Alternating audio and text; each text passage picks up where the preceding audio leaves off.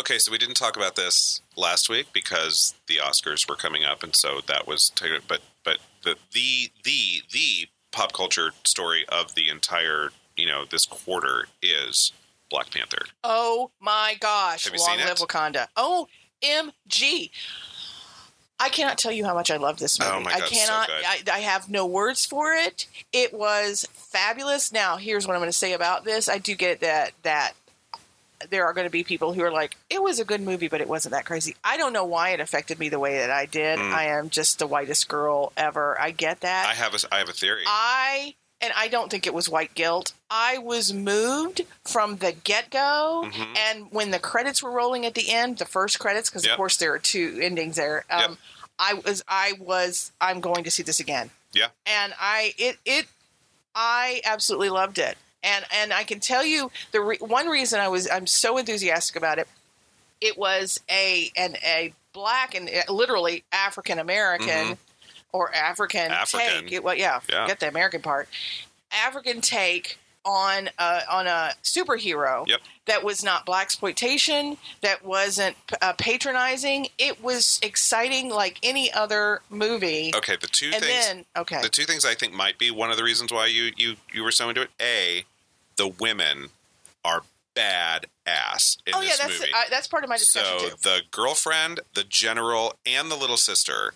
And of course, now that Marvel is owned by Disney, I love this whole meme where people are saying Shuri is the best Disney princess of all time. She technically is a princess of Wakanda and comes up with all their tech, which is amazing. The other thing that I think made this movie so incredible was that the villain was totally relatable. Totally relatable. If Wakanda existed, they have just basically sat there and watched tons of Black people get taken over to American slave ships, watched the rest of Africa get completely colonized and taken over, and they've been hiding under this shield. And so T'Challa is wrong about, this isolationist way that that his entire family has been running this country. Killmonger is not right, but he's wrong for the right reasons. Nakia, the girlfriend, Lupita Nyong'o's character, is the only one who's right the entire time, where she says to him at the very beginning of the movie, we have got to crawl out of this protective shell. We've got to help the rest of the world. No, Michael B. Jordan, oh my gosh, he was spot on. And hot as oh my God. No, he's extraordinarily pretty. That aside, though, it was all valid. Yeah. His anger was valid. Absolutely. And so I thought it was great fun. It had great action. The story is great. Yes, kick-ass women. It's just like, it was like Wonder Woman to the power of. Yeah. And there were 3 of them, and they never fought. They never, with each other. They just were all just in it, and it just all of those cliches were just completely sidestepped. And we haven't even talked about Angela Bassett. Don't start it. She is my queen. I wish she were my queen. She was awesome. Wakanda forever. Attention. Pop surgeons Eric and Stacey, please report to Operating Room 1. Pop surgeons Eric and Stacey, please report to Operating Room 1. Surgery is about to begin.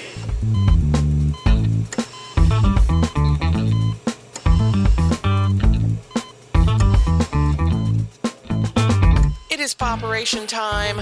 I'm Stacey. I'm Eric, and this week we are talking about a movie called The Awful Truth. It is one of my favorite movies of all time. I saw it for the first time a week ago on your recommendation because I knew we'd be doing this show. I have to say I loved it. It was really, really fun. Okay, it's from 1937, and the reason we're talking about it is because what I say it's one of my favorite, and it possibly is my favorite of a certain genre called screwball comedies. Which I didn't really understand when we see that. So to set this up, Stacey was like, why don't I do my favorite screwball comedy, then you do yours? And so I said, so this is my favorite. And she was like, yeah, that's not a screwball comedy. So you don't know what you're talking about. So to get us going, Stacey, what is a screwball comedy? Okay, I'll tell you what it is. So basically, screwball comedy came from back in the 30s, basically World War II-ish. Before World War II-ish, in the 30s and then the early 40s, you had screwball comedies. Again, in the 30s was the Great Depression. And I think this is key. You had the Great Depression, and then right you bleed right into World War II. It's a comedy. A screwball comedy, obviously, is a comedy, and it usually has something to do with misunderstandings. Like sometimes they distinguish it. They say it distinguishes itself for the female that dominates the relationship with the male whose masculinity is possibly challenged. There is battle of the sexes, usually a very funny battle of the sexes. There is fast-paced talking, farcical situations. There'll be some slapstick, okay? But the deal was basically it was an escape. Yeah. It was, you want to get away from the fact that you may not have enough food on the table kind of thing, because that was going on in the Depression. Sure. And your husband didn't have a job or whatever. For 2 to 5 cents, you could go for an hour and a half and escape that. Yeah. With these beautiful people doing these silly things, saying these hysterical things. In gorgeous clothes and lovely penthouses. Oh my God. Beautiful. Yeah. You're not going to learn a big lesson. No. You're not going to be educated unless you do learn some big words, because the writers of some of these things were amazing. Yeah. But it was about, I think, pure escapism and feeling good at the end, because it was a happy ending. Yeah. But you were laughing a frickload in the in-between times.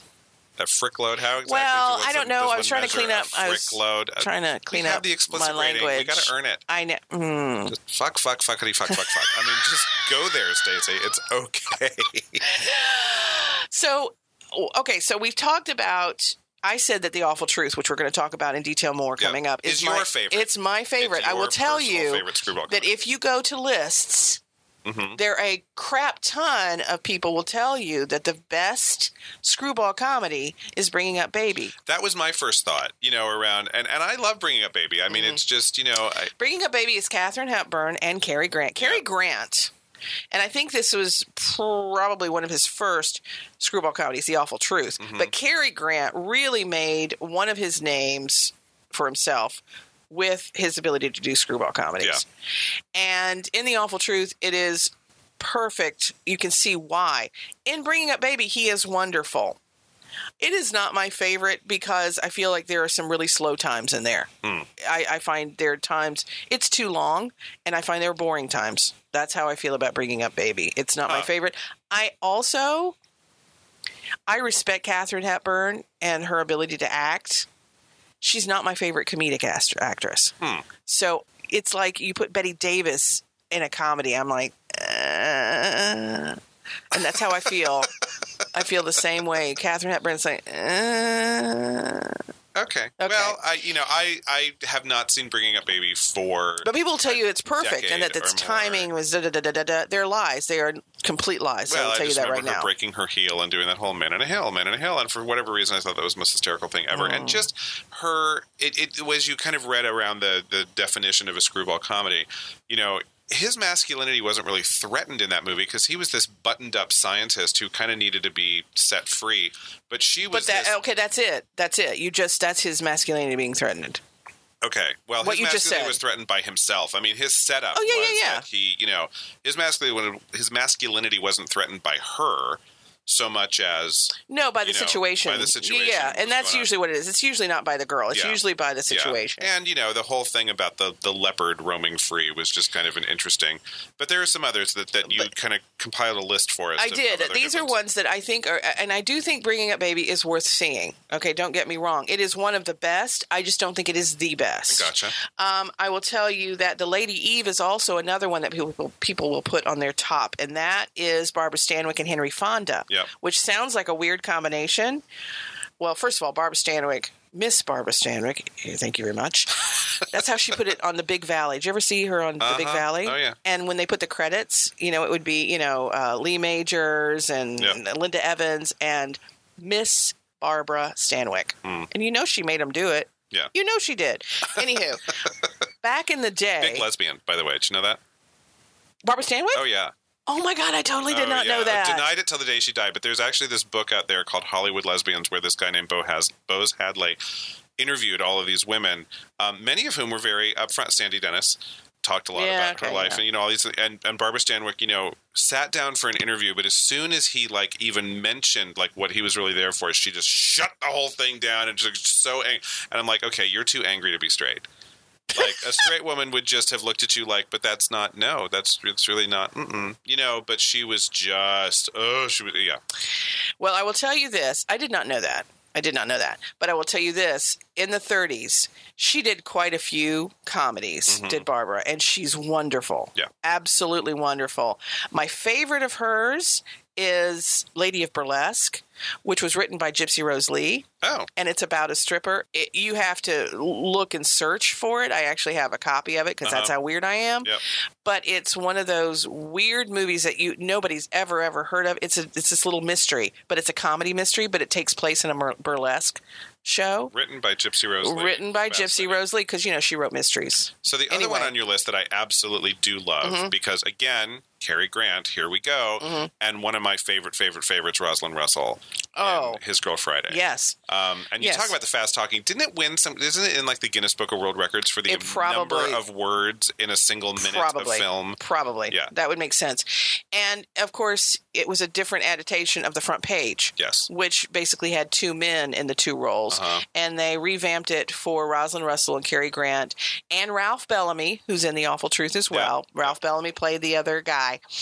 And it's absolutely hysterical. It works completely as a male-female thing. Yeah. And if that falls into screwball comedy, which you're saying it does, that's probably my favorite. And it's excellent. It's absolutely excellent. And if you haven't seen it, see it. Also, another one, My Man Godfrey, Carol Lombard, and William Powell. There are several My Man Godfreys out there, and there's one with June Allison and David Niven, and it's adorable. It's a screwball comedy, too. That one is done in the 50s. This one that I'm talking about is the one that was done in the 30s, and it's just adorable. It's just absolutely adorable, and they're adorable, and they were drinking the whole time, literally drinking. That's the big thing. One that is probably my favorite. It's also one of my favorite movies ever. I don't know whether it's a toss-up between The Awful Truth and this one, and It Happened One Night. Great movie. And the reason why it's Claudette Colbert and Clark Gable. Clark Gable is my boy. I love. And so it was the only time he won an Oscar. Didn't it win it was the first movie that got everything. Best Picture, Best Director, Best Actor, Best Actress. It got all the major ones. It Happened One Night was huge, and it's Silence of the Lambs. Who would have thought we could bring those two movies together? Wow, but they both did that thing. Yeah, they both did that same thing. But I would also say that It Happened One Night is one of the few comedies that won a bunch of stuff like that. Comedies just don't win that in the Oscars anymore. Well, I think in the 30s. To all the reasons you said before, there might have been a reason where there was a heightened appreciation of the art of comedy, because comedy really wasn't easy, especially when the world's falling apart. It's hard to just make people. Well, a lot of people will say that It Happened One Night was was possibly the first screwball comedy because it was in 1934. The Awful Truth is in 1937. Yeah, and so they had basically kind of perfected what do you do in a screwball comedy. So we've talked a lot about the genre. Yep. We're going to take a short break, and then we're going to come back and actually talk about this movie that we named this whole episode after, The Awful Truth. Yeah. And really dive into that one. So when we come back.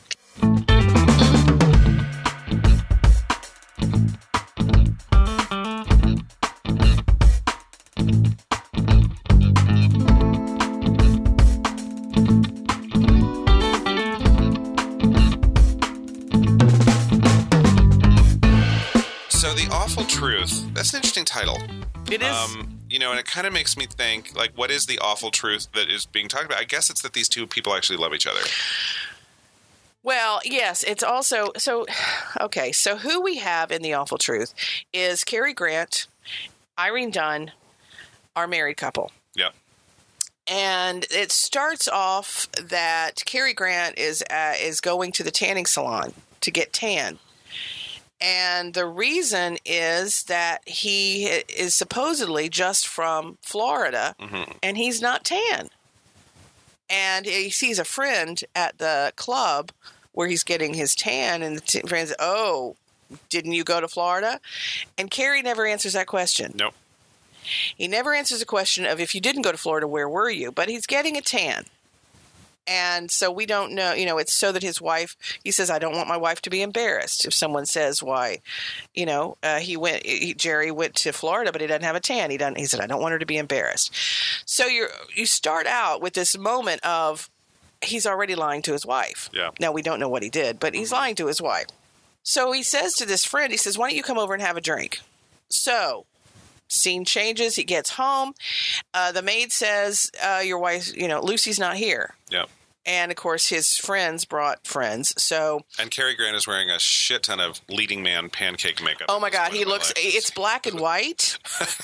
And he is – and you can see how much tan he is. 4 shades darker than he was in the scene before. And so, anyway. Those tanning beds, back. What the hell were they using back then? It was evil. If you look at it, it's like one big 8,000-watt bulb. I'm sure it was just – it was awful. It looked awful. It looked awful. It looks like we're bringing out the leeches. I mean, it looks really old. So anyway, he's there. He's brought a basket of oranges and citrus for his wife. So he brings that in. Scare quotes. From Florida. Right, because he's from Florida. So he brought home oranges. Sure. So they're, the friends and they're talking. And he says, I'm sure she's at her Aunt Patsy's house. So he's talking about, you should go to Aunt Patsy's house. And, of course, what happens? Behind him walks in Aunt Patsy. She says, and he has to introduce her. That's a funny moment. How much do we love Aunt Patsy, by the way? Aunt Patsy is the role you want. Yeah. Aunt Patsy has all of the best lines. Oh, my God. So funny. I say that, and that's not true. She doesn't have all the best lines. But she has a lot of funny lines and not a lot of heavy lifting. No. It's very cool. So she comes in. So he realizes that that his wife is not at Aunt Patsy's. So meanwhile, the friends are like, "Oh, where is Lucy? Is she doing something? Blah blah blah." All of this. Suddenly, here comes Lucy with this guy into the house. Who? Let me just say, Irene Dunn, stunning. Irene Dunn is one of my favorites. She is a classically trained opera singer. Did you know that? I did not know that. Which is why the whole music thing I did not worked. know that. I knew, because I did a little bit of homework, she had done a string of, she's kind of like, one of these dramatic actresses that no one ever thought could do comedy until this movie. This was like the one that everyone said, oh my God, where have you been? You're so funny. She's brilliant. She did a lot of weepies. Yes. For, the years before The Awful She was a dramatic actress. That's what she did. She's brilliant in this. So anyway, she comes in with this guy, and I promise I'm not going to give you the whole plot minute by minute, but you need this part first. Uh-huh. She comes in with this guy. He is introduced as her music teacher, and all of the friends that Cary brought are all suspicious, like, oh my gosh, she's been gone all night, because she's wearing the clothes. She's wearing an evening gown. Well, what happened is that they went to a party that one of his students had, and then their car broke down, so they had to stay at this little inn, and now they're back. Well, none of his friends believe it. And, but his big thing is, if you don't have truth in a relationship, then what do you have? Yep. So the friends finally decide that they are de trop, so they leave. And he has a moment with the music teacher where he's like, isn't it time you left? The music teacher leaves, and he starts then basically accusing Irene of, having an affair. Uh-huh. She denies this, and she starts looking at the citrus that he brought, and she said, you are very, very tan. And he said, yes, well. And she looks at the citrus, and there on the they used to do this back in the days. They would stamp where fruits fruits came from. Yep. And you could find a stamp on your orange where it was made, and the orange from the basket says made in California. Yep. So she looks at him and she says, you're awfully tan. And he says, yeah. And she says, you never mentioned in your letters how much rain was happening in Florida. And he starts to look awkward and uncomfortable. So clearly now for sure he wasn't in Florida. Yep. At one point you thought maybe he was in Florida, but he didn't get a tan. Yep. Now you know he wasn't in Florida. And she tosses him the orange. He looks at the orange. He says, well, we aren't talking about me. We're talking about you. So they go back and forth, and they decide right then and there to get a divorce. Yep. And therein starts everything. Yep. So then at this point, they're divorced, and it's 90 days. Is when it's going to be final. Uh-huh. So basically, we go through a month where they divided everything, they've separated everything. They have a dog who is the same dog who was in the Thin Man series. Yes, Asta. But they have a dog, and Cary gets visitation rights. So he will just show up at her apartment to hang out with the dog. Yeah. She cheats a little to get the dog. She totally cheats to get the dog. In the courtroom, there is a moment, and they're trying to figure out it's basically, what they used to do with kids is they'd say, okay, kid, which parent do you want to go with? Yep. And that's basically what they would do with the dog. And the dog, she cheats with a toy that Cary bought. Yes. So she totally cheats and gets the dog. But anyway, so basically over the next 3 months, she starts dating somebody, Ralph Bellamy. An oil man. He made a career of being the other guy, the guy who didn't get the girl, especially when he was in a Cary Grant movie. Yeah. And who would you choose? You totally would choose Cary. Yeah. But Ralph was always the nice one. He was always the best choice. Yeah. Honestly, he was a stable choice. But you never chose him. Yeah. But he was lovely in this, but he plays this guy from Oklahoma. And all he does is sing at home on the range, which is kind of hysterical. Yeah. That's all he sings. That was his first day of filming, is to come down and sing Home on the Range, and he had no idea why. Well, let me talk the directing. How that was Leo McCarey was the director. Yep. And did you read anything about? Apparently, he was into improv. So a lot of this movie is just him starting the camera and saying, "Okay, we need to get this, and this done.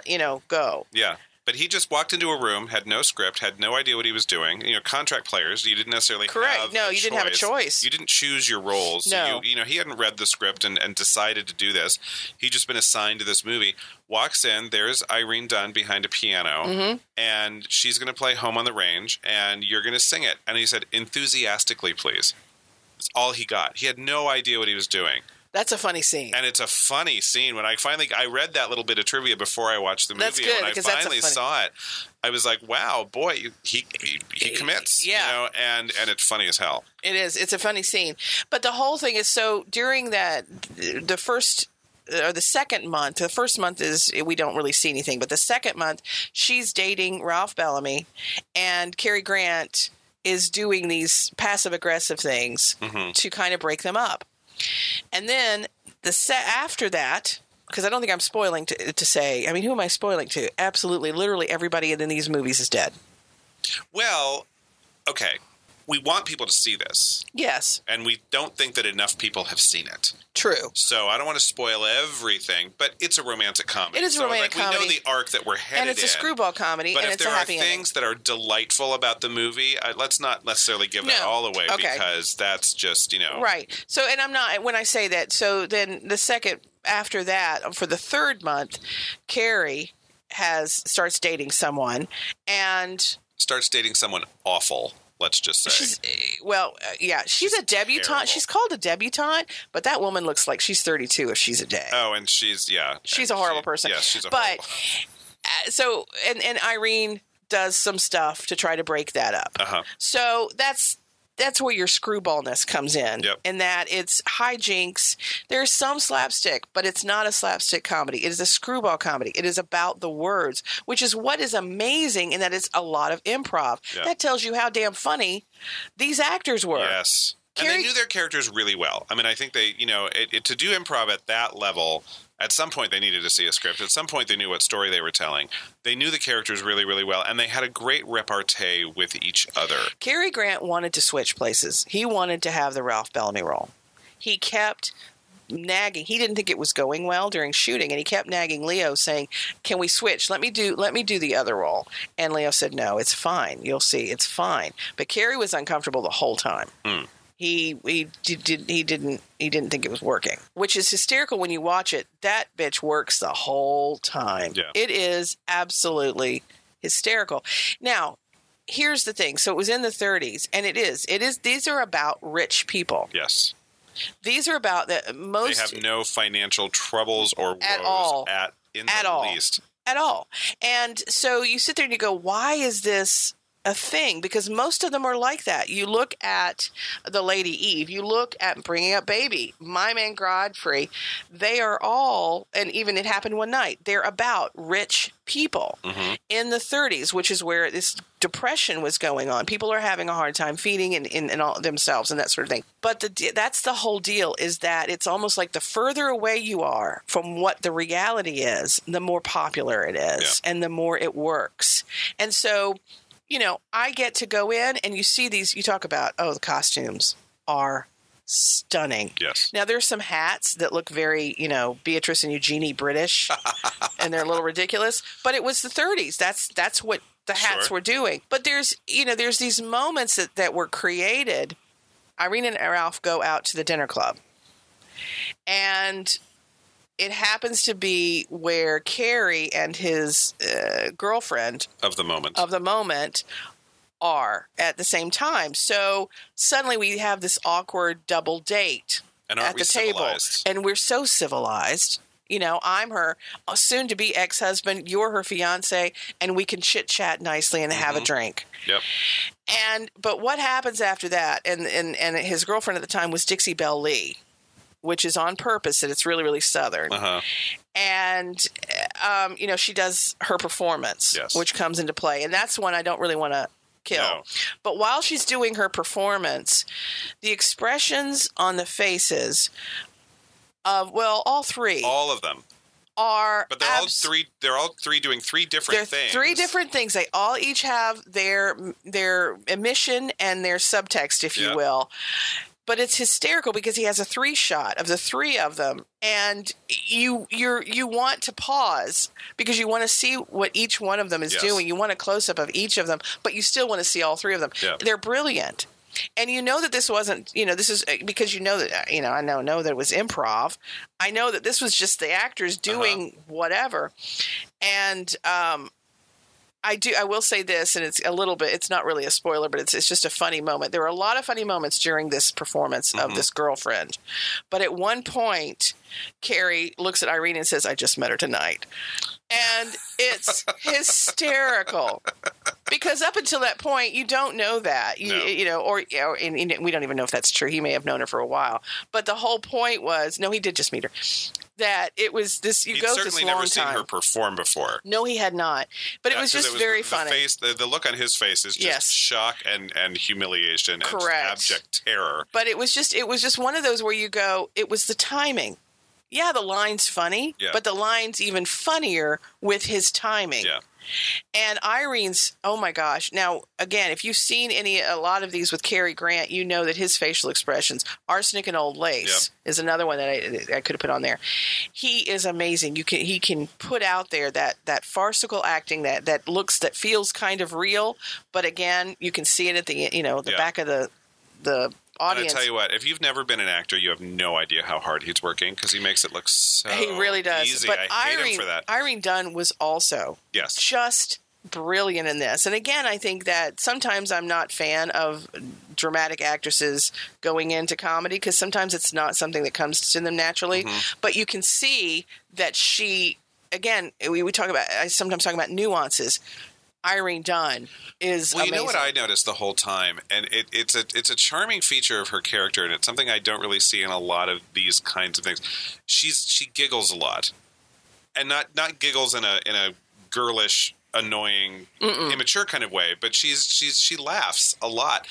And knowing what I now know about the kind of improvisational nature of the set, I wonder how much of that was just she was going to laugh anyway, but rather than let it ruin the scene, she just allowed her character to laugh and then get through some things. But it made her. Are you talking about the song?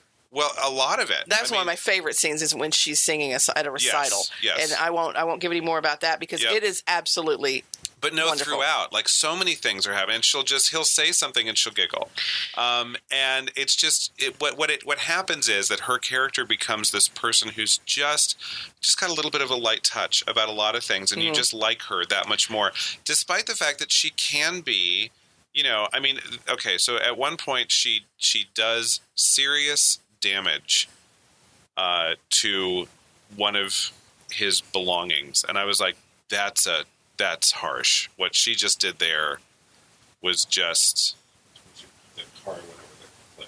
Oh, yeah. I thought that was her car. Oh, well, whether it was her belonging or his, that was like, wow, she's committed to this whole scheme because that was an expensive thing she just did. Well, but what that brought out to me was that whole idea that these are wealthy people. Yes. They can do that to that item. Oh, it's a Model T. We'll get another one tomorrow. I mean, there's this idea of this pure wealth that you don't have to think. And again, if I'm coming to a movie and I've spent 5 cents that I could have spent on bread or food or something, but I've spent it, then yes, show me the prettiest gowns that I may never see. Make me realize or make me feel like we don't have to think about money because that's a fantasy and that's part of it. I think also part of that was we were talking about the fast pace of the dialogue and that's what it was. All of these is that it's not about slapstick comedy. It's not about falling, running into doors or falling downstairs. It's about feelings and emotions and wordplay, but getting those feelings and emotions out through that. What really struck me about The Awful Truth, kind of the main thing that hit me when I was done with the movie, was that I felt like it's not a long movie. It's only about an hour and a half. No. And I felt like the entire thing was act 2 of a normal movie. Like a normal movie usually has a very short act 1. It's like, let's set it up, and then something happens. And then we're in this place for all of act 2, and then there's a resolution, and then we get like a little coda at the end. This was all act 2. It really was. The setup was so fast. You didn't see them meet each other and get to like each other and get married. So in that sense, it's like we talked about The Big Sick before. You did get all of that with that couple. And so, before the thing happens, you kind of have this set of, we never saw them as a happy couple. Really. I mean, from the moment they share the stage, they distrust each other a lot. But they're charming. They're a charming couple, and you can see even in their repartee when the friends are still there in that first scene, you can see that they have this banter thing going. So I'm saying it's due to a lot of skill on those two actors that we actually do root for them because we never really got to see them at a happier place. But even a little bit of setup, and then the ending is kind of the same way. You get this moment where it's all going to be okay, but we don't actually get to watch it all unfold and all be completely okay. No, I think that it's a skill of the actors, especially when you realize that it's mostly improv. It's clearly not necessarily writing of the script, but it's the actors being able to put out there that, you guys have been married for a while. I can tell that. Yeah. And at one point somebody says, somebody who knew you before the divorce. And they both say, you're going to meet a lot of people who knew us before the divorce. But again, the whole idea is that they were able in the first 10 minutes, that's all the exposition you get. And then you are in the plot. And then about halfway through, they actually tell the story of how they met. Correct. So you get a sense, and you can imagine it all happening. I mean, you totally see it playing all out in your head. And it kind of struck me that, wow, they didn't put that scene in the movie. They could have. And I think most movies would have.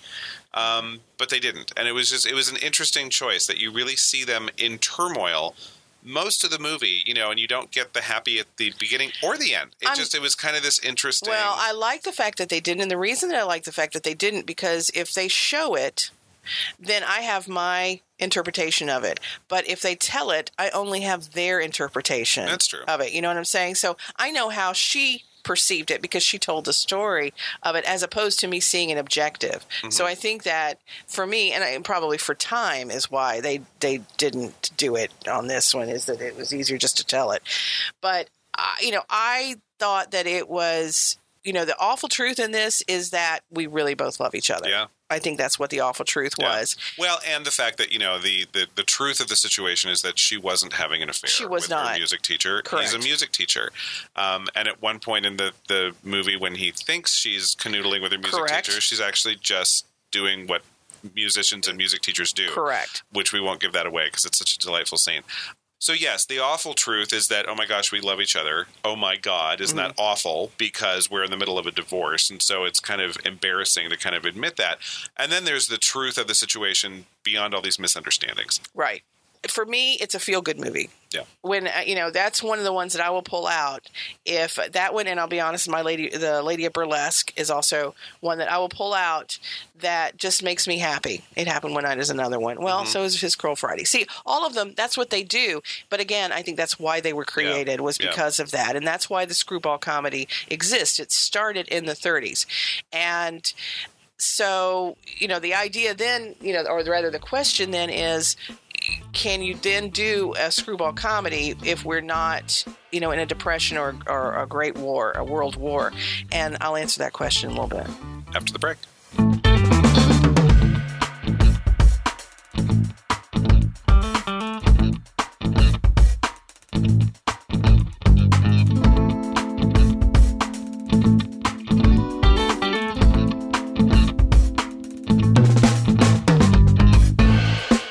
Look up the definition, it'll say that screwball comedies kind of ended, the whole era ended somewhere in the mid-40s. So basically after World War II ended.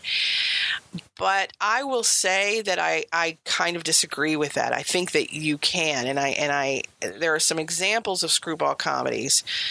Aside from the ones that try really hard to be screwball comedies, there are some that are screwball comedies from the different decades. And one, like from the 50s, 7-Year Itch with Marilyn Monroe. Okay, great movie, yeah. It's a screwball comedy in the way that it, there's misunderstandings. There's this, and there's the guy who the masculinity thing is in there, but it's got the wordplay. Now, interestingly enough, it's wordplay. A lot of it is like double entendres kind of thing, because it's the 50s. So they're being a little bit more sexually explicit kind of thing, but still more nuanced. In the 60s, and this was the Rock Hudson Doris Day movies, there were 3 of them, basically. I love them so much, I could marry them all. Pillow Talk was the first one, and it is definitely a screwball comedy.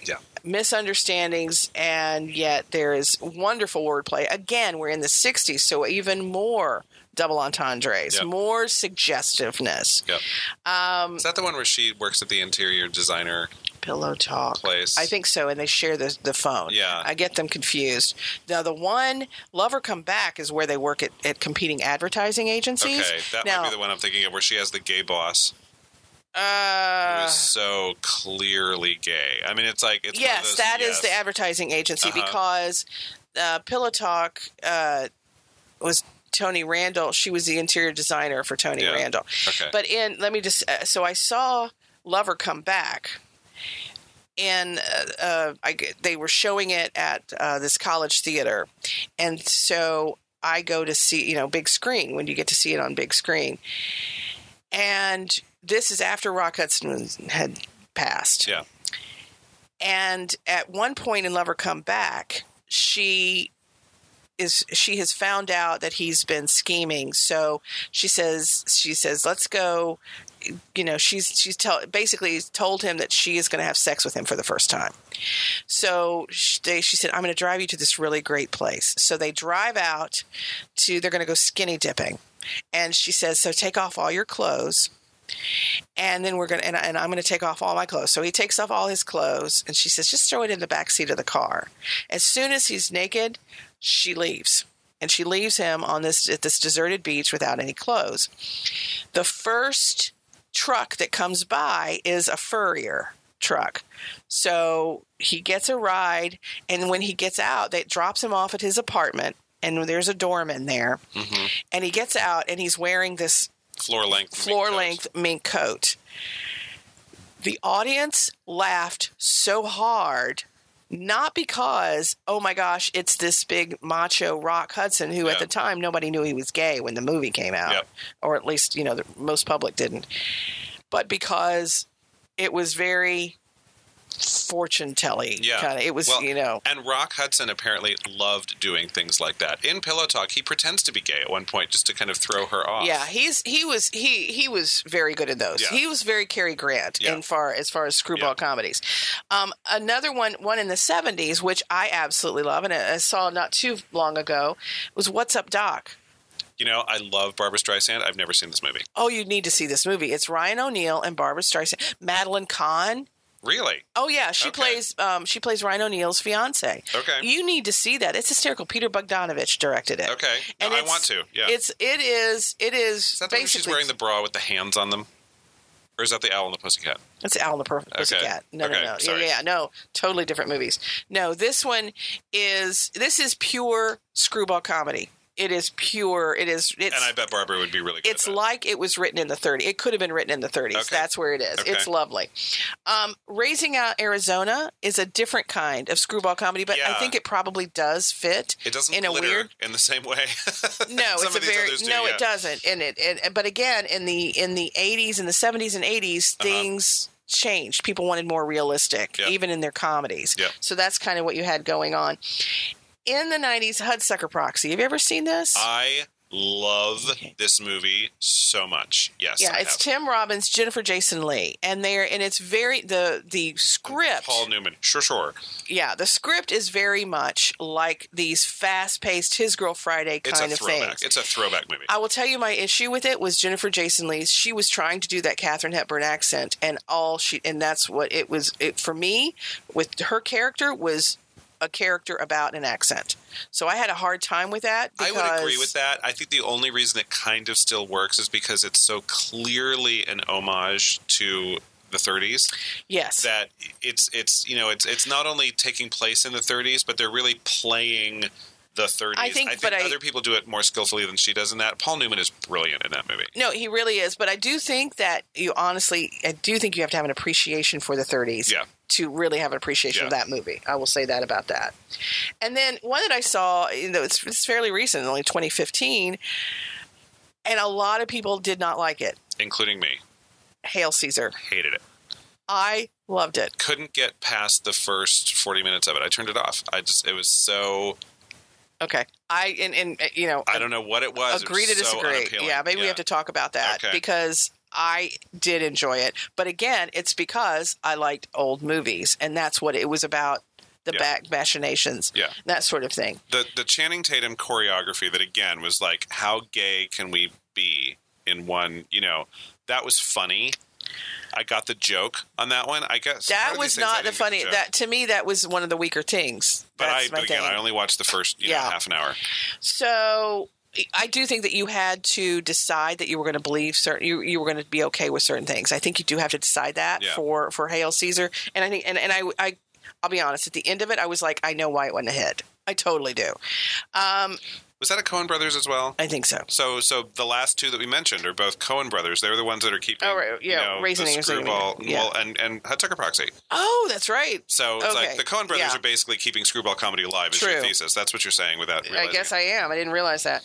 Now, ones that people might put in that, but I disagree, are like The Philadelphia Story, which is Katharine Hepburn, Cary Grant. That's a straight comedy. And Jimmy Stewart. I find that to be just a comedy. I think it's a romantic comedy. Yeah. Airplane. That to me is slapstick. And parody. And satire. Yeah. To me, it is not. Down with Love, which was an homage to Pillow Talk and all of those Rock Hudson Doris Day. My problem with Down with Love is that it was so aware of what it was. That it didn't have... I love that movie, don't get me wrong, but I love it, I think, because I liked the Rock Hudson Doris Day movies. I feel like Down with Love is to the 60s as the Hudsucker Proxy is to the 30s. You know what? That's probably a really good comparison. So I have to say that. You've Got Mail, which to me is just a romantic comedy. Yeah. I don't think it's based on The Shop Around the Corner. Correct. Which is not also Screwball. I also don't think it was Screwball. So I think that's why sweet, that didn't. Though. Very sweet movie. But again, these are movies that I'm saying that I'm saying they are not Screwball. I've seen them in a Screwball comedy list. That's why I'm mentioning them. Yeah. 2 Week Notice, which is Sandra Bullock and Hugh Grant. Isn't that one? It's a romantic. It's a modern romantic comedy because it goes like what is it? The 10 Ways to Lose a Guy or whatever that one is. Yeah. That's another one that's put in the Screwball comedy list of modern day. I disagree. I think they're just rom-coms. Okay. That's how I feel about those. So, but again, I think that if you really want to get a true sense, these are some modern ones. But really, if you said I can only watch 5. What should they be? They should be from the first list. Yeah. They should be from the ones that were truly made in the 30s and 40s, because I think that is really what the screwball comedies were about. And I just want to say, as we kind of glide into our final diagnosis about screwball comedy as a genre, but also The Awful Truth in particular as a movie, it's not a chore to watch this movie. No. It's just really not. But I mean, there are people out there who are like, oh, it's in black and white. And oh, it was made before my parents were born. Mm-hmm. You know, therefore, I just absolutely cannot relate to this thing. And I would just say, if you have doubts about your ability to sit down and watch and truly enjoy an old black and white movie, The Awful Truth would be a really good place to test that theory. Mm-hmm. Because I think most people in 2018 will still find this movie absolutely delightful. Yep. The reprise of Dixie Belle Lee, and that's all I'll say about that. Yep. I was crying. I was laughing so hard. You know, it's not a quaint little relic from the past that you need a degree in film studies to appreciate. It is just a really, really funny, delightful movie. That's my final word on it. I watched it again, and my 17-year-old daughter watched with me. She'd never seen it. She was laughing out loud. Now, this is a young woman who knows YouTube. She knows all of the social media stuff, and she watches them. And she's a 21st century girl. She's eminently distractible. She is totally she is totally 21st century. She was born in 2000. And yet she was laughing out loud. She was, when certain things happened, like the performance, her hands went up to her mouth and she's like, I mean, she was, you know, all of the reactions that were happening between Cary Grant and Irene Dunn and even Ralph Bellamy and Ralph Bellamy's mother, he lives with his mother, which, you know, come on. But anyway, she was laughing her ass off. And this is a movie that's almost 100 years old. So I think my diagnosis, which is what I started with, is that screwball comedies are definitely worth watching, and The Awful Truth is the best one. So if you can only watch one, watch The Awful Truth, because it will tell you everything you need to know. And if you don't like it, you're not going to like any of them. Fair. That's how I'm going to say. And if you do like it, you know, maybe His Girl Friday may be next. Yeah, His Girl Friday, I think, is a good one. Also, It Happened One Night is a fun one. I would say that... And give Bringing a Baby a Shot. I like it. I like it more than you do. It's fine. You do. But anyway, so that's that. That is a gem that I think that more people should see and enjoy. It's also one that I don't know that needs to be remade. I don't know that it could be remade, but I think that it is what it is, and I think we enjoy the classics and celebrate it. We don't need to redo it. Yeah, I agree. This is Pop42. My name's Eric. I'm Stacey. Follow us on Facebook and Twitter. That's what you should do. Rate and review us on the iTunes Store, and we'll see you next week. Bye, everyone. You've been listening to Pop42 with Eric and Stacey, the podcast that dissects popular culture one bloody organ at a time. Subscribe today on iTunes, Google Play, Stitcher, YouTube, and any other podcast listening site or app. Follow us on Twitter and Facebook at Pop42 Room. Check out our website at pop4ationroom.com for all of the podcasts, our blog, swag, and games. Until next time, when we're back in the scrubs.